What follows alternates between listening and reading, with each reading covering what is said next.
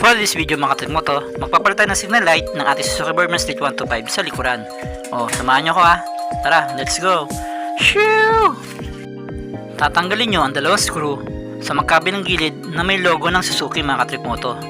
At hihilahin nyo na ang logo ng Suzuki na dahan-dahan. Dudukutin nyo ang signal light sa loob mga Trimoto. Then i-press nyo lang, pihit pa kaliwa at makukuha mo na siya mga Trimoto.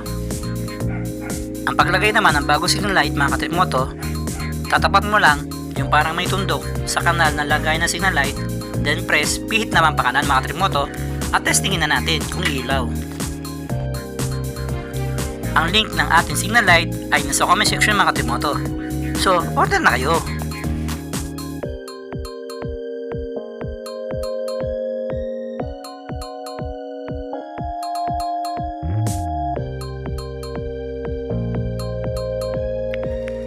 At kung gumana ng mga Trimoto at goods naman wala ng problema, ibalik lang natin ang cover na may logo ng Suzuki at screw lang natin ulit ng maayos.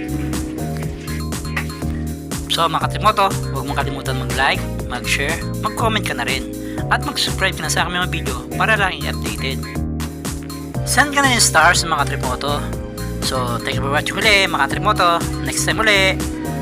Bye!